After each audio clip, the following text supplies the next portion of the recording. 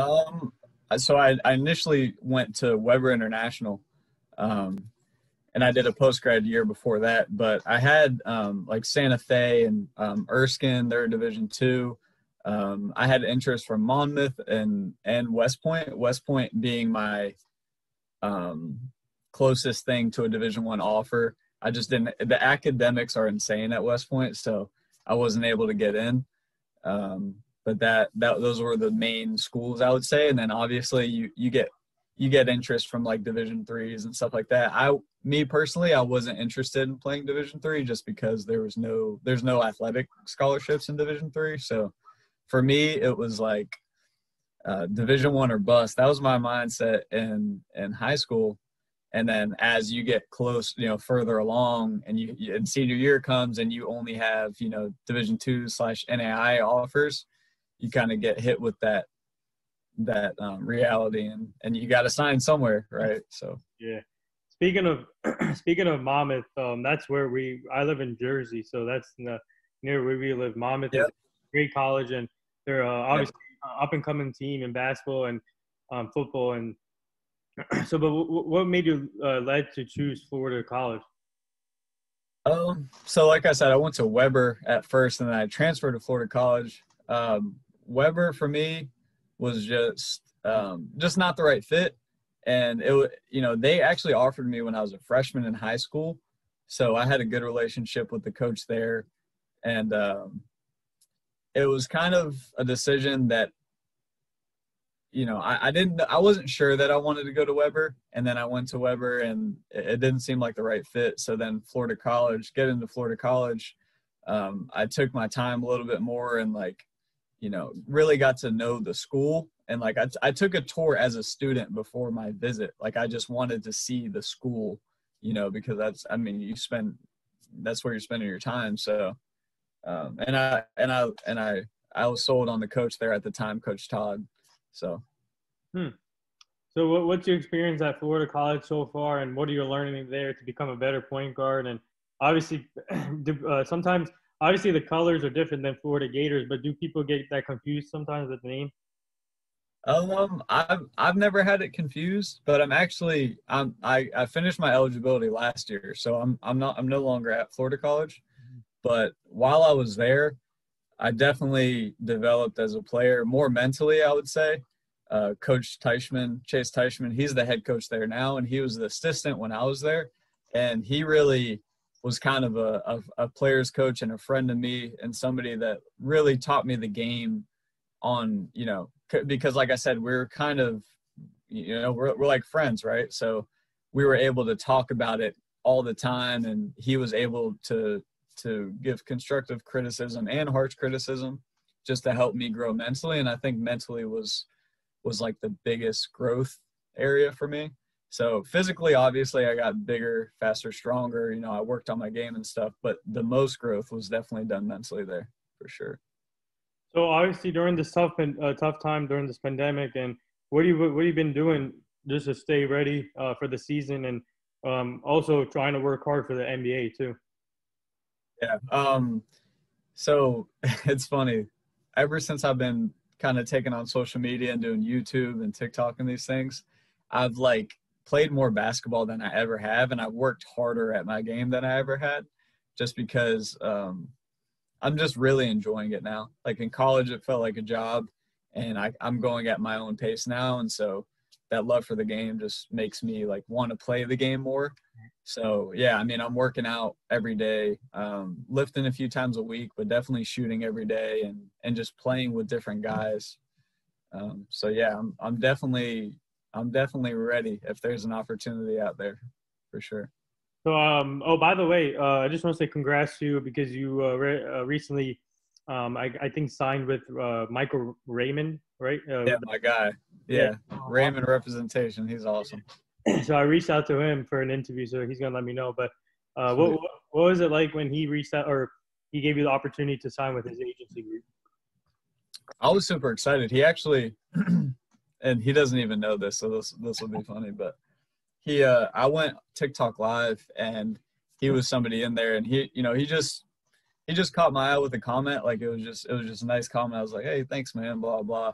And so I just followed him just because that's what I do. If somebody stands out to me or is nice to me or something, I'd most of the time just follow them, So, but anyways, he DM'd me afterwards and was like, "Hey man," like he was just kind of explaining what he did and what he was like, people he knew because he's from Orlando, which is where I'm from. So, he was just explaining himself and like what he's trying to do in the future. And I just kind of like brushed it off. I'm sorry, Michael, but I kind of brushed it off, and some time went by, and I saw he got on Instagram Live. He was doing a little podcast, and I joined it just out of curiosity. I think you know the kid. Global Kid Media. You should check Global Kid Media. He's awesome, by the way. Check his page out. He does really good interviews. Yeah, he's awesome, man. But so he interviewed Michael, and I was like, whoa, this dude's super well spoken, and I could just relate to him. He seemed hungry, but he also seemed really humble and logical. And I've dealt with agents in the past that just try to sell pipe dreams, and they start promising things. And Michael wasn't that way. So like that's what initially attracted me.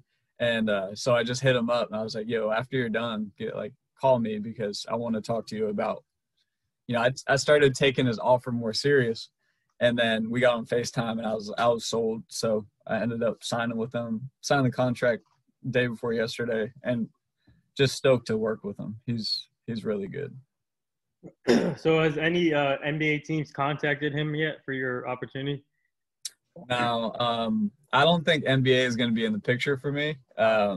If a good enough deal comes up overseas, it would have to be a hefty deal, because I just turned 26, and I'm not really interested in going overseas to play in a small country and make $1,500 a month, just like where I'm at.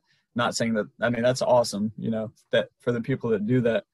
But yeah, that's like, for me, it has to be worth it financially to leave everything I have here. So I probably won't end up pursuing that, the pro career, unless something really good comes along. Would you consider playing in the G League in order for to play maybe that will help you to get into the NBA? Because I feel like with this new rule, with the high school players don't have to go to college; they can just go right to the G League, and that's a new rule that put in. And I really like that rule. So I think that's a better way to help players get developed for the NBA. So would you consider that? Absolutely. I had this. I don't know if you're familiar with my TikTok account, but I went back and forth with the Dallas Mavericks, just kind of a fun thing. And they were like, hey, like, here's our G League team if you're interested in maybe trying out or something. And we did like a fun thing. It was like they were like, you get 100K likes on this video, we'll have you in we'll fly you out for a tryout kind of thing. So, but no, I'm super interested in the G League, but I'm not thinking about it. You know what I mean? I'm just kind of creating content right now and just playing the game that I really enjoy, but I did think maybe when all this COVID stuff calms down, I'll want to pursue it more. Right. And, so maybe next year I'll do a tryout for the Lakeland Magic or something like that. But as for now, I'm really just focusing on my content and stuff like that. Man, that's a really good, that's a good thing actually, because I need to bring this up. Has anybody got you mixing up with the other Austin Mills? I've heard it. I heard it a few times. I've gotten it a few times on TikTok. And then other than that, not really, surprisingly. I thought that was going to be an issue getting into this whole thing. But when I ask people, they're usually like, oh yeah, because I'm thinking about Devontae Freak. He's like the only big YouTuber I've had like constant contact with. He's a really cool guy, but if you're familiar, like, I don't know if people that are watching, if they're familiar with Devontae, but I asked him about that, and I was like, hey, do you think this would hurt my brand? Do you think it would help it? How does the other Austin Mills feel about this? And apparently they had already talked about it, which is really cool. And but I think it can only help my brand in terms of like, a YouTube video could be Austin Mills versus Austin Mills. Like, it's not going to hurt the brand, because when they watch a video, they see me. They don't see anything else. They don't care about the name. They're looking at what's in front of them and if they enjoy it. So it doesn't really matter. You know what I mean? But no, a few times I've gotten mixed up, but not as many as you would think.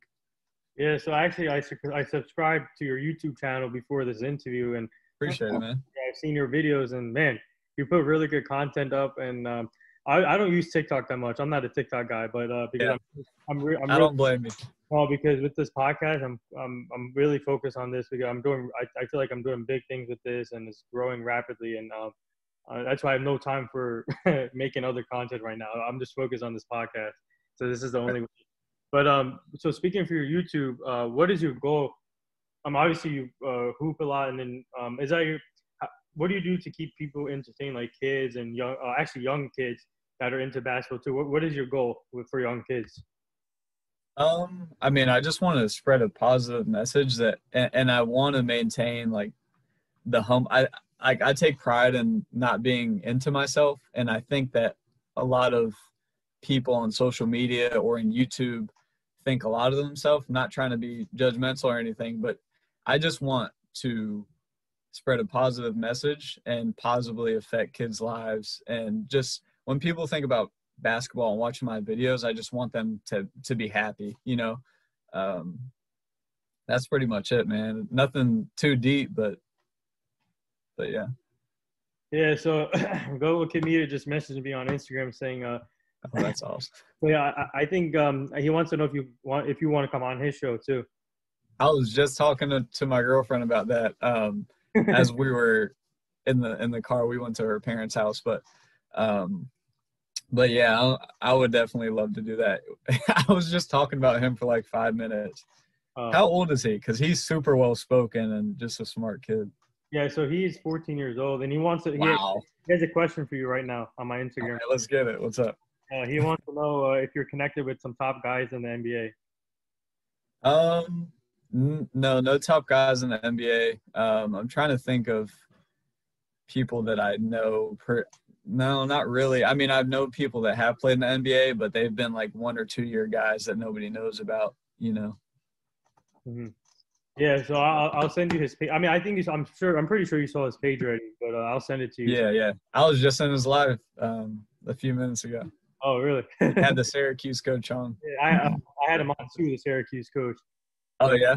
Yeah, before, and for me, I just help him out, and then I help like all my other friends, they do podcasts too. So I'll send you some of my other friends' podcasts so you can check it out. I'm a big podcast fan. I like to get on here and chat it up for sure. So have you seen JJ Redick's podcast? I have. I've seen it through TikTok. He advertises his podcast, which I think you should do too. You don't even have to spend extra time on the content. You just upload whatever you get from, if you see a good conversation or something, you just throw it on TikTok real quick. It's good advertisement. But that's what he does with his. He's awesome. Yeah. So speaking of that, what advice actually? Yeah, actually, this is really good question for you since you are all about content. And what advice would you give these podcasters like me? And obviously, there's a thing called StreamYard where you can go live everywhere. And I've been doing work with Daniel Artest with his podcast. I'm sure you know him. He's a brother of Meadow World Peace. So I've been doing work with him too. But what advice would you give podcasters if they want to make their work a little bit more interesting? I mean, obviously, just finding, the best people to talk to. I think connections is huge, right? Because if you have LeBron, and this is an example. If you have LeBron on a podcast, tons of people are going to watch by default. So I think definitely, and I've seen you and Global Kid Media have done a good job at getting people on the podcast that are important, so to speak. So, I mean, I think that's the most important thing is who you're talking to. And yeah, just directing the conversation well, which you guys do a great job of. So I think your guys' podcast will grow as you just continue to put out content of people, that other people want to hear from. So speaking of JJ Redick, Global K Media had him on his show at the Bubble. Wow. Yeah, so he interviewed JJ Redick live from the Bubble when the Pelicans were still playing. That's nuts. That's huge. Yeah. So so my next question for you, so what do you what is your focus right now, obviously with the contact, but workout wise, what do you want to improve on if you get the opportunity in the G League, or wherever you decide to do? Yeah. I'm trying to, I mean, really just, I feel like any high level player, not saying that I'm a really high level player or anything, but any high level player, there comes a point where you just keep working on everything and there's not anything that, because if you're a good player, there's no real weakness that you have unless you're incredibly talented in certain areas like Rondo. And then obviously he has a glaring issue, which is shooting. But like most people, there's not a whole lot, most good players, not a whole lot to like really hone in on. So you just continue to craft what you already have and just get better at everything. Mm-hmm. So explain to me, what do you bring to the game as a point guard? And are you a pass first point guard, or do you like to get the feel of the game by scoring first, or do you like to give it to your teammates early in the game? I mean, I love to score the ball, but it just depends, honestly. I really just play according to my teammates. If I'm playing with like I had two completely different roles at the two schools I went to. At Weber, I was a scorer. The people, they looked at me to score, and then I went to Florida College, and they looked at me to make plays, create, but then dish. So it just depends what team. But I can say I love using a high ball screen or isolation and just kind of getting creative with what I do. I wouldn't say I'm a flashy point guard, but I'm more towards flashy than I am conservative. Yeah, so I had Isaiah Thomas on my show on my 25th birthday. Actually, he obviously former Piston and the great and the legend. And Yeah, that's awesome too, man. I had the opportunity to talk to him. Actually, his daughter helped me out to get this done. It took me 4 months to get this interview done, and I'm just honored. Yeah, I'm just honored that he came on. But would you say that he's one of the point guards that you looked up to back in the day, or who else? Other like the old school players I'm talking about. Right. For me, I was always kind of the product of my present. I wasn't looking at old school guys. I honestly haven't even seen that many. I mean, I've of course seen him play, but I wasn't really in tune with point guards of the past. Right. But yeah, he's one of the greats, of course, but. So I want to get to an important topic, and everybody should be talking about this social injustice. So I'm just proud of these players taking a stand and wearing these Black Lives Matter shirts and boycotting these games. Obviously, they're back playing, but I'm really proud of what the WNBA is doing, NBA and NFL. Hopefully, they do the same thing. But what is your whole take in the situation? What can we do better to solve this issue? And obviously, with the Steve Nash hiring, what was your reaction with Stephen A. Smith's comments? And is this a crazy? He went off when I didn't see what Stephen A. said. Yeah, but actually, he said that it's a white privilege that Steve Nash got the job, and I mean I get where he's coming from, but that's not the time to put it with it. But what is your whole thing in the situation? What can we do to help this situation go away? I think the main thing is, and what I always I've talked about it a lot with different people. I know I'm really close with both sides of the spectrum. So I try to respect both sides when I listen and just kind of try to be a middleman and kind of a devil's advocate just to challenge people in their way of thinking. I think the dangerous part is when we get too far on either side of the spectrum. I think that I sit somewhere in the middle. I'm definitely all for players standing up for what they believe and people standing up for what they believe in. If you feel like you're, an equal, like my best friends are African American. I have 3 best friends that are all African American. And I mean, we talk about it a lot. At the end of the day, to me, it boils more down to the system that's the issue and not your everyday practical conversation. A lot of people don't deal with direct racism. It's kind of, in my opinion, it's made from the system, which is more deep rooted.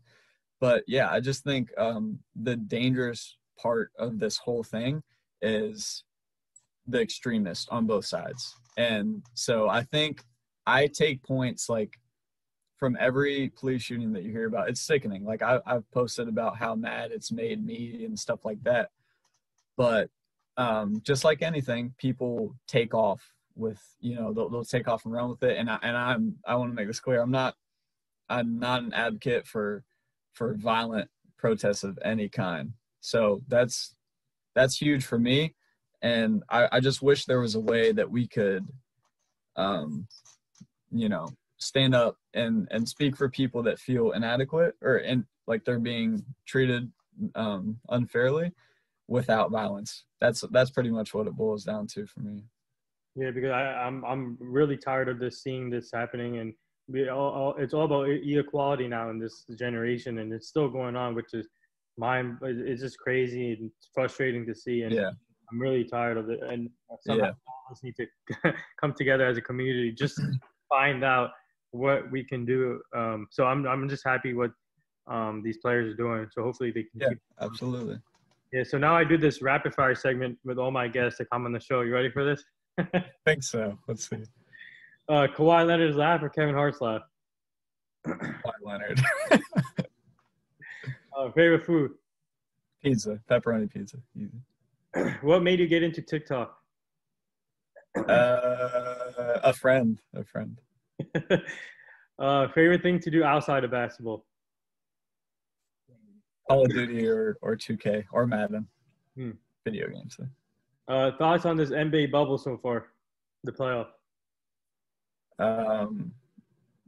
Hectic. just nuts. Do you think the Heat will go up 3-0 tonight? Yes, I do. Strongly. Called Heat to win it before. I actually said the Magic were going to take the Bucks to 6 or 7, but I really think the Heat have this series in the bag for sure. So what do you, man? Speaking of the Heat, speaking of developing players, the Miami Heat, they're the well-known organization. They know how to develop players. And what would it be like if you decide to play in the G League, to play underneath their G League team and learning from that system? Because I feel like if you're part of a Pat Riley system and an Eric Spoelstra system, I feel like you can gel in with the Miami Heat. Yeah. I mean, gosh, that would be just an incredible opportunity. I think the hardest part of playing in the G League or anything like that or a professional team is just getting there. I think it was given an opportunity. I mean, I'm obviously biased towards myself, but I have a strong belief in myself and my ability. So I think I would figure it out for sure and compete. Dude, I've seen video on you already on YouTube. You can shoot the ball, man. You can play. I appreciate it, man. Appreciate it. Who do you have in the NBA Finals? Before the playoffs, I said Clippers Raptors, and I'm sticking to it. Really? Wow. Yeah. I got Celtics Lakers. Yeah? Yeah. Okay. So it's literally opposite. Bringing back the old rivalry. I feel like Celtics are playing out of their That would be nuts. Yeah. That would be nuts. Basketball needs that. Celtics Lakers. Yeah, especially during this time. Oh, for sure. Mm-hmm. For real. So my next question for you, what advice would you give these young athletes that are trying to get to their goals? Oh man, so much. But first and foremost, this is so cliche. Just get it done in the classroom before anything. Before you focus on anything, get it done in the classroom. I was not a good student. I graduated high school with a 2.0. And so every young player, like I've been into my old high school specifically to talk to kids about how important it is because I've already been through it. So first and foremost, grades, most important thing. It can be the difference between you playing Division I and NAI, just like that. It happened to me, you know. And basketball wise, just work on everything and don't conform to what you see. Just be you, just be unique and focus on competing with yourself and not other people. That's pretty much what I think is the best thing to do. Favorite memorable game that you played so far in your career? All together or like college or high school? JUCO and then Florida College. No, actually JUCO and then Florida College, yeah.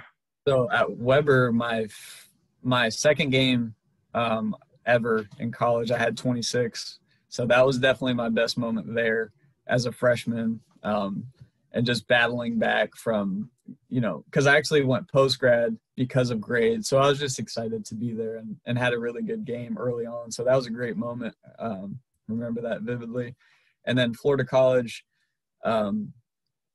it was probably the game after I was in a really bad car accident my junior year, and just battling back, and just the reception from the team in the locker room, and the fan and our fans and stuff like that was just incredible. I wasn't ready to play. I didn't have a great game. I had like 10 points that game, but it just felt so good to be a part of it again. So.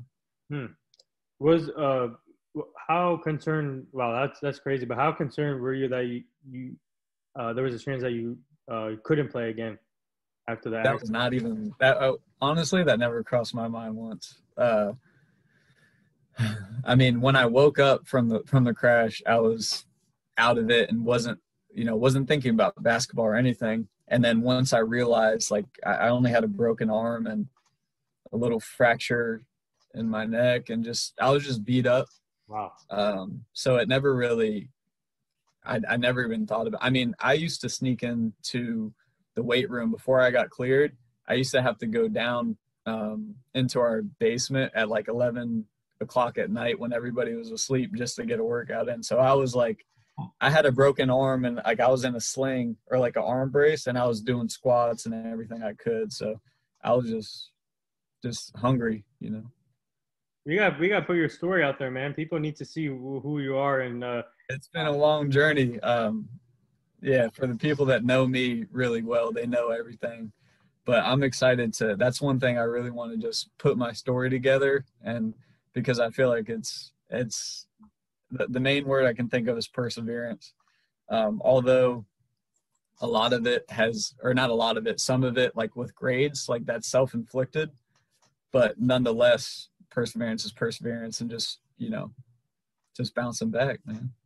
You know what I'm gonna do after this interview? I'm gonna send it to you. Obviously, I'm gonna send it to you in your link so you can post it. But I'm gonna tag a couple. I'm gonna tag Steve Nash in this and a couple other people. So, sweet, man. Maybe they'll see it. What's up, Steve? No, I'm serious. No, like, your story is really inspiring, and people should see it too. And appreciate it. That's another. I mean, that's what I'm here to do. I'm here to inspire young athletes and just spread a positive message. It can get tough for all of us, it gets dark. Like for any athlete, there's dark moments, and just the one thing that you can hold on to is like what you can do to persevere through that, so. How many ankles have you broken in your career? A lot. A lot. Mostly because that's just my play style. I love it's just what comes natural to me. I've been told early on, like at Weber, they're like, you're dancing with the ball. And I've definitely toned it down and made it more practical to play in games, but I still have that aspect. I love the ISO. I love to, like, I'm going to get by you, and I'm going to shift you while I'm doing it. So. I have one comparison for you as a former. He's a former NBA player. Let me see if you agree with this. I'd love to hear it, yeah. Jason Williams.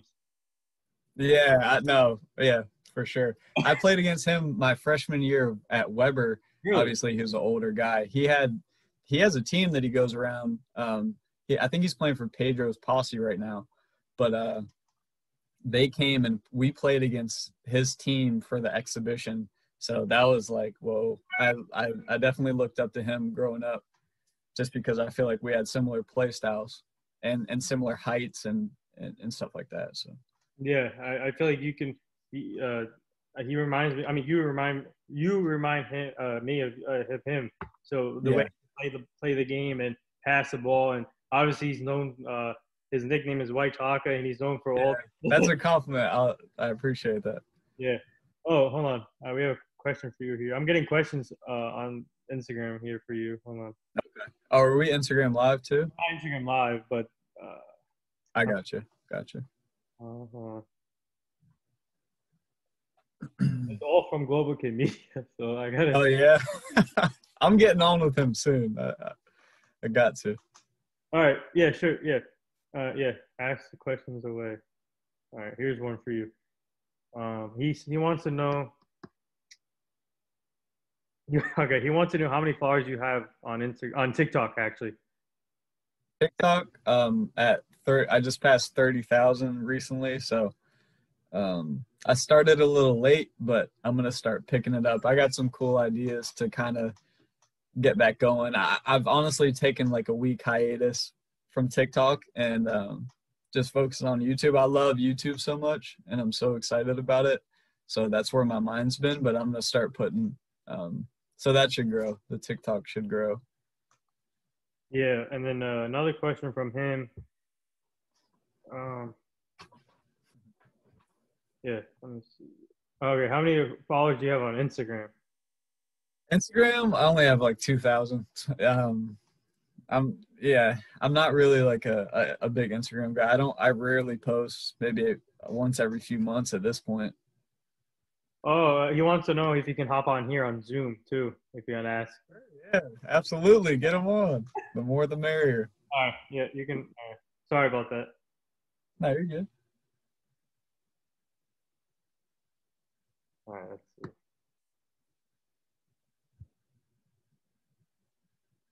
All right. But in the meantime, can you speak? Obviously, we lost a couple of legends here. Chadwick Boseman, John Thompson, Clifford Robinson, and Tom Seaver. Can you speak on the legacy of all of them?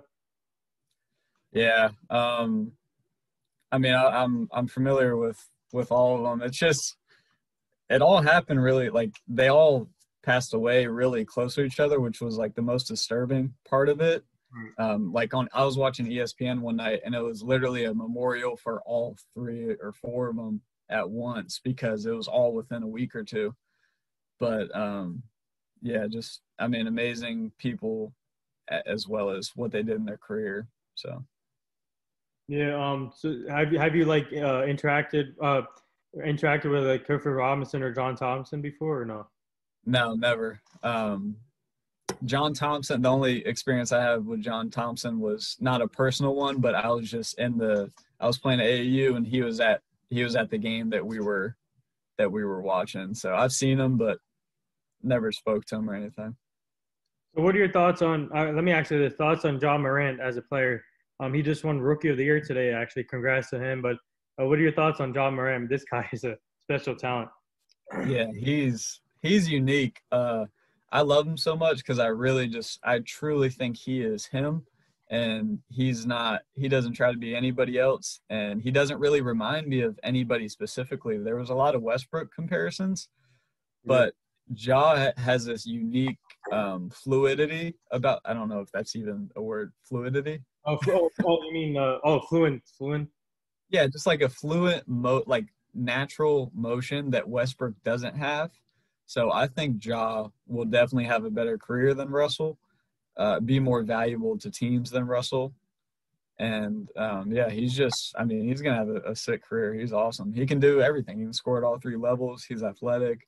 He can stroke it. He can do everything. So outside of this podcast, how many podcasts have you done in your career? So Only one. I'm just getting started as like a social media presence. I'm new to this, so I did one. It was a podcast was called "Explain Yourself," and yeah, it was just like a 10-minute podcast, and I'm excited to get into this realm and meet new people and talk to new people and get on as many podcasts as I can to help grow what I have. have you considered starting your own podcast during this pandemic, like what JJ Redick does and like what we do? Just to get your story out there also, and having like weekly guests and talk about your journey, their journey. Have you considered that as a I possible? definitely have. For me though, it would be more of a side thing. Like I still might do it on my YouTube channel and just like every now and then just throw a podcast in there with a guy that I know. I've been blessed and fortunate to meet a lot of people through basketball, and so just having maybe using that connection to have somebody on there that would be cool for people to hear from. And I also love podcasts. Like I listen to Joe Rogan's podcast like all the time, so I love it. I love talking to people and meeting people and stuff. So it's something that I've thought about for sure. Yeah, so speaking of UFC, I had Frank Agger on my show a couple months back. Yeah, so that was an honor talking to him. I'm trying to get Joe Rogan on my show. It's hard though; he's busy. Yeah, Joe Rogan, let me let me know. That's my guy. He's awesome. I'd love to. He's a brain. He's a big brain. You a big UFC fan? Not a big one, but I definitely like. I'll definitely watch the fight if somebody pays for it. It's kind of more of a social event for me personally. I'm not like super into the sport, but it's entertaining for everyone, I think, you know. Hopefully, you join soon here. Okay. Yeah. So my next question here for you.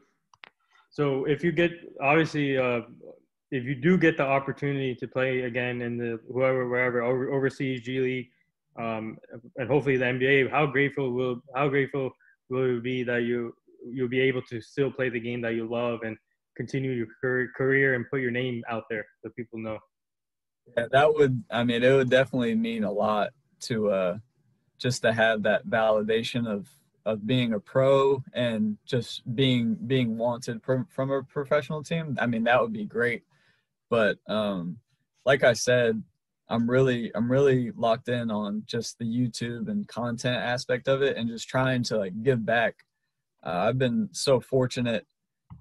As many downs as I've had in the game, I've had some unbelievable ups and experienced some things that a lot of people don't. So I just want to use that positive energy to just spread a good message and affect people in a positive way. But yeah, that would be incredible just to have that affirmation from a team. There he is. As a professional. Sweet. Let's do this. All right, this is gonna be fun right now. This is about to be lit. This is about to be lit right now. Let's get it. All right. My guy. How can we pull it up? Oh, he's okay. There you go. Hey, what's going on, man? What's up, man? I'm a big fan. I've been watching you for like the past few days. Right here. Hey, bro, I appreciate it. I've been looking at some of your stuff too. Appreciate that, man. So, Vidon, Sorry. you want to ask him questions? You can go. Yeah, so I just wanted to hop on and ask a couple things. First of all, as Nathan told me, I know you're big on TikTok. I've been trying to grow my following for a while. What's your best advice on social media and on TikTok? Oh, best advice for TikTok is just to definitely be yourself. Like from a content aspect, just be yourself. People catch on to energy and just like you trying to push a certain thing. So that's definitely huge. Like just be yourself. But then also there's all sorts of things that are good for the algorithm, like the length of the video, the kind of music you use in the video, like if it's trending music, if the music is irrelevant. Some things that shouldn't be in the algorithm that you can use to your advantage, if that makes sense. Yeah. What would you say is your favorite video you've made so far? Favorite video I've made so far? I've made so many. Probably my first one ever, I would say. It was like a little kind of like dance, but not really. I can't dance. And then I just hit I just threw it backwards and hit like a half court shot. And it wasn't so much the video as it was the response to the video that was new to me. Because I've always been really conservative on social media, and it was the first time I was like, I'm gonna just try this thing and see if I can like pursue this, you know. So it was just like, oh, maybe I can do this. So that's why it's so cool for me. Yeah, bro, I know you're connected with Michael Raymond. I had him on my show. Tell me about you and Mike. Yeah, I started working with Michael because of your guys' podcast. Really? I wasn't really considering it until then, and I got to see him live and how he spoke and got to know him a little bit. And yeah, so then I was like, yo, call me after this, and then we talked, and then I signed to his representation group. So yeah, that's dope, bro. Yeah, I'm excited. He's a good guy. He's hungry. We're gonna grow together for sure. And he's big on his qualities for sure are pretty huge.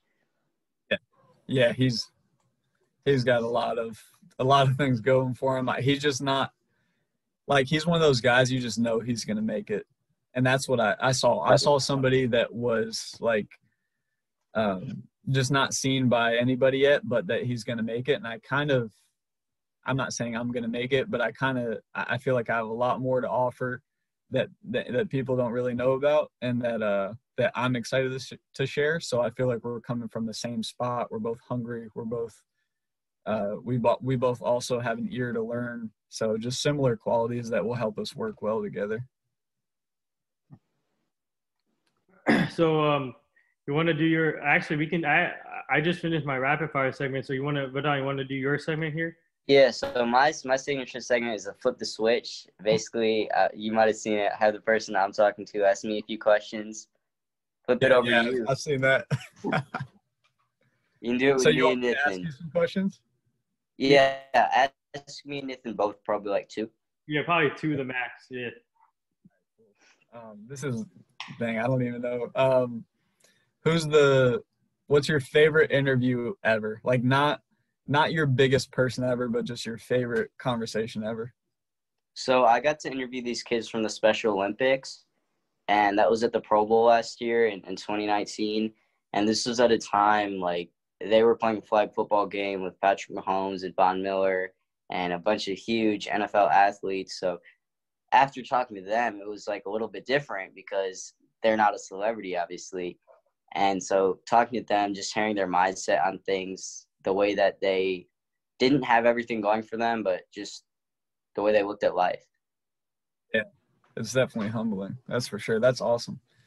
And then my next question,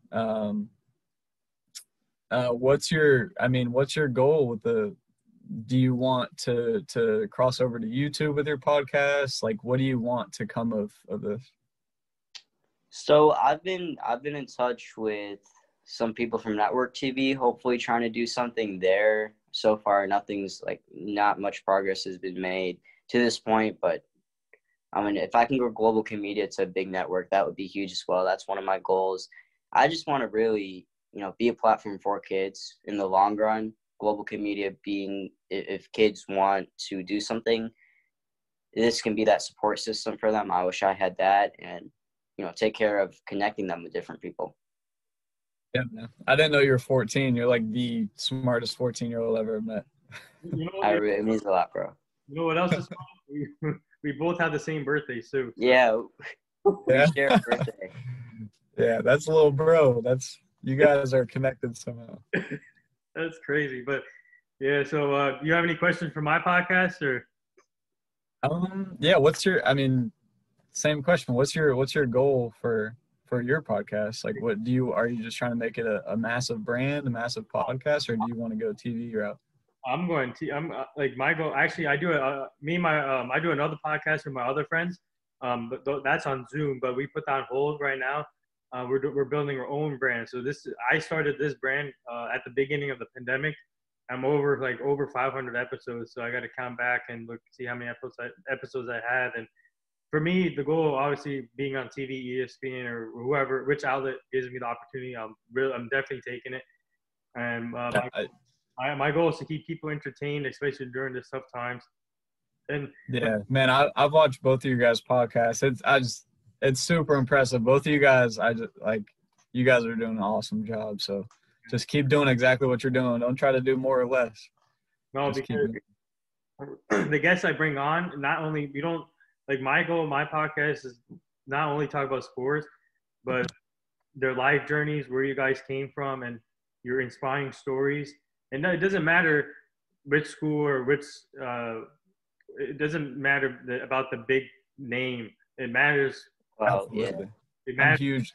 I'm huge on that because I will, and this is my arrogant side is going to come out. I will play anybody from any division, from any league. I'm not scared of anybody on the basketball court. And I think people get so caught up into divisions and your label. I've played with tons of pros. I've played with NBA guys before. And there honestly is not as big of a gap as most people would think. Just the casual fan is like, oh, he's in the, he's this, he's that, he's Division I, he's better on that now. Yeah. I know I've had teammates in NAI that, I mean, would like, we took a Division I team to overtime. I've played close games with Division I teams, so I mean, it's we not that saw much. that in this college season too. Like, I mean, Duke losing to SF Austin, and that's possible. Yeah. You know, so many teams losing. I believe Kentucky lost like Evansville. It happened all Yep. the time where these big time schools, number one, number two, and as soon as they get to that number one spot, they lose to a team that nobody's heard of before. Yeah, and every year there's more than double there. There's dozens of NAIA teams that beat Division I teams, and that doesn't really get talked about. But I'm here to shine the light on NAIA basketball, and it is for real. You get a lot of guys that don't have the grades, didn't have the grades. Obviously, there is bad NAIA basketball, 100%. But I mean, there is some absolute studs in NAIA basketball, also more so than Division II, in my opinion, just because Division II, you have good grades there, relatively good grades. NAIA, it's just about hooping. The requirements for schooling is not intensive, so you get some guys that aren't good in the classroom, but hey, we're here to hoop, so that really doesn't matter when you're on the court. I don't care what your grades are. So before Yeah. so before we get to the last two things, I'd be considered playing over in Australia League, the NBL and the FIBA, because we interviewed Corey Williams. He's a 14-year pro. Actually, you should connect with him. I'll send you his page. His name is Corey Williams. He covers the NBL Australian League. Do you know about that league? And if you do, have you considered playing there? Yeah, I know about it. For me, it's just really tough to get to big leagues like that because I played at an NAI. And so if I wanted to play in a league like that, I would have to directly impress someone in person. And to do that, you have to travel and invest in that. So for me, like I said, it's not my mindset. Me and Michael Raymond have talked about it. If the opportunity presents itself and it makes sense, but it's definitely a secondary thing for me. I'm super into the content side and just affecting people in a positive way. Just simple as that. And one conversation we were having with Corey was about how big the power of, social media, of the internet is today for people like me and you and Nathan too, who have never experienced the world without the internet. But you can put yourself out there and put your highlight reels out there. Somebody just has to take a notice of that. For you, do you think you could still get an opportunity, virtually, or is it pretty much still in person to come from a league from? Yeah. So like you said, the league that I come, so, I could have some great film, but at the end of the day, it's against NAIAs. Yeah. And overseas, that's just not well respected. That's just the fact of the matter. So even if I do have really good film, they want to see it against Division I guys. So Yeah, that in my opinion, that needs to change. It doesn't matter who you play against. It matters how talented you are, and these players, how these players compete in a high level in the lower division. So they need to change that rule where.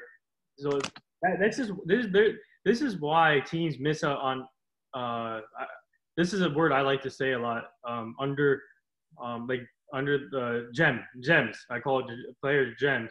So meaning all these teams miss out on these players from other divisions because they're only focused on Division I players. They don't go down to the lower roots where they should look at, and you can find a lot of talented players in Division III or wherever. So I feel like they're missing out on all these players like you, obviously, and all these other players. But the last two things for me, this is a question I've been bringing up to all my guests about the late Kobe Bryant and his daughter Gianna, Mamba mentality, and the rest of the people that were involved. And do you guys remember where you were at that day, and what did they mean to you? Yeah, I was in the apartment with my girlfriend. We had just turned on the TV. I think we got a notification and immediately turned on the TV, and we both were in tears. I mean, yeah. I mean, you guys know it just hit everyone different. It felt really personal, even though we didn't know him personally. It was one of those deaths that, you'll never forget, no matter what generation it is. You're just like you just asked, where were you at when Kobe died? That's you know what I mean? It's that of that magnitude. Yeah.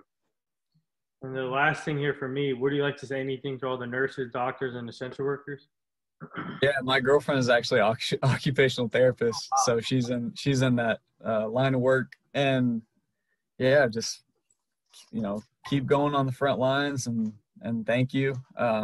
Somebody's got to do it, and a lot of those people are staying in those positions. They're not quitting their jobs, or they're really embracing the role that they have, and it is such a big role right now. So yeah, and thank you to all those. I just want to say thank you to your girlfriend for keep helping people out also, and she's taking the risks to go into that building and help people. So tell her I said thank you, and she's a warrior for that. And I keep telling my friends they deserve a pay raise. All these nurses and other people. Preaching in the choir, absolutely. You got anything else, Vidon, or? Nah, man. I just want to say I was honored to hop on for a couple minutes, talk to you, hear your story. I'll hit you up on Instagram, be in touch over social media. I got to send you some of my TikToks, see what the formula is to blow those up. I got you. I got you, man. And I appreciate you guys. Yeah, I would love to be on your podcast. But we'll talk. We'll talk. All right. Yeah. Yeah. So I'm Nathan Ramachandra from the Annual Hour Sports Podcast Show. And I just want to say thank you for joining us today. This has been an honor, Austin. So I'll be posting this on all social media formats, and I'll send you this link so you can post it on your YouTube. For some reason, Instagram only gives us 15 minutes to post, so I have to come for Instagram. So 15 minutes is the max. But for the rest, I'll post a full link on Twitter, Instagram, Facebook. But I'll send you the YouTube link via email, and then so you can do whatever you want. So you can post on your YouTube. Thank you so much for having me on here too. It was exciting. This is kind of the start of my journey, so I appreciate you, noticing me. So thank you.